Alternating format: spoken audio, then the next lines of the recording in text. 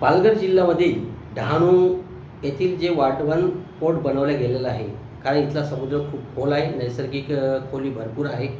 त्यामुळे ते पोर्टसाठी ते अतिशय उत्तम जागा आहे आणि केंद्र सरकारने त्यासाठी मंजुरी दिली. काही करोड रुपयेसुद्धा मंजूर केले आणि त्यामध्ये भागीदारी आहे ती अदानींची आहे. आणि आपल्याला माहीतच आहे की जिथे अदानी आहेत, अंबानी आहेत, त्यासाठी सरकारने त्यामध्ये रेड कार्पेट टाकलेलं आहे. आता यांच्या या पोर्टसाठी आणि या पोर्टवर येण्या-जाण्यासाठी अदानींच्या मालवाहू गाड्या वाहण्यासाठी आणि तिथून समुद्री मार्गाला कनेक्ट होण्यासाठी आसपासच्या शेतकऱ्यांची जमीनसुद्धा त्यांनी हस्तांतरित केली. एवढंच नाही तर सरकारी वनजमिनीसुद्धा त्यांना हस्तांतरित करून दिली. आणि यापेक्षाच पुढचं काय तर 29,923 झाडंसुद्धा तोडण्याची यांनी त्यांना परवानगी दिली. म्हणजे प्रत्येक ठिकाणी मित्रासाठी तुम्ही कार्पेट बनवलंच आहे, कार्पेट तुम्ही टाकून दिलेलं आहे, पण त्यासाठी महाराष्ट्राचं तुम्ही नुकसान करत आहे. प्रत्येक वेळी महाराष्ट्राची जमीन, महाराष्ट्रातील निसर्गाची हानी.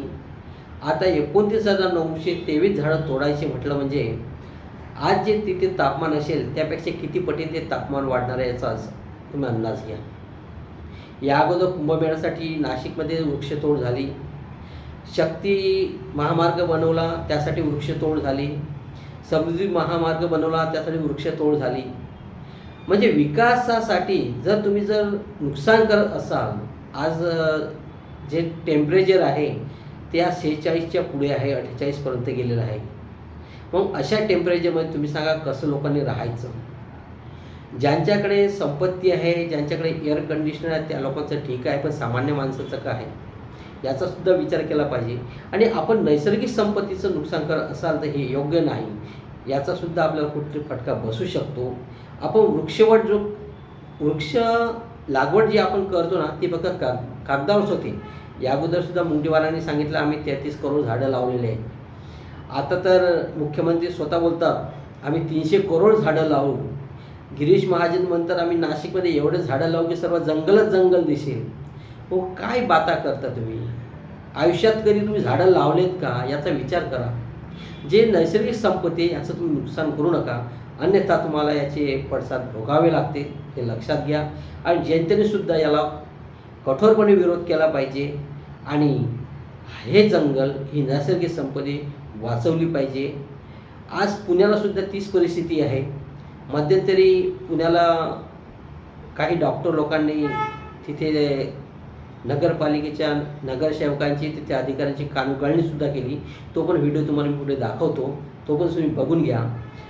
म्हणजे बरेचसे सुशिक्षित लोक आहेत की ते निसर्गाशी संलग्न आहेत, निसर्ग वाचवण्याच्या मागे पडलेले आहेत. परंतु काही आमचे राजकारणी काही हेतुपुरस्पर स्वतःचा स्वार्थ साधण्यासाठी फक्त डोंगर खचवणे, वृक्ष तोडणे, बस एवढंच त्यांचं काम आहे.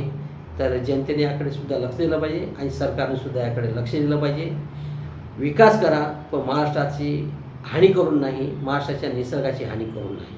कार्डिओलॉजिस्ट ठीक आहे, त्यांना आपण जरा 2 मिनिटं बोलण्याचा अवकाश देऊ. सर्वप्रथम ही मीटिंग बोलवली आणि आम्हा सर्वांना त्याच्यात पार्टिसिपेट करू दिलं त्याच्याबद्दल आम्ही आभारी आहोत. ही सगळी गोष्ट मला वाटतं हे सगळं व्हायच्या आधीच व्हायला पाहिजे होती, जी अत्यंत मेट्रोवाल्यांनी चुकीची केलेली आहे. आता तुम्ही झाडं लावण्याची गोष्ट करताय, मी आमच्या एंडला काय चाललंय त्याची गोष्ट करतो. तर सगळ्यामध्ये पुण्यामध्ये हॉस्पिटलची संख्या किती आहे वाढते बघितलंय. आज सुद्धा तुम्हाला जर बेड पाहिजे असेल तर आता तुम्हाला आयसीयूचा बेड उपलब्ध नाही. जेव्हा मी या शहरात स्टुडंट म्हणून आलो 1992 मध्ये, त्यावेळेला हार्डली 2-4 हॉस्पिटल होती.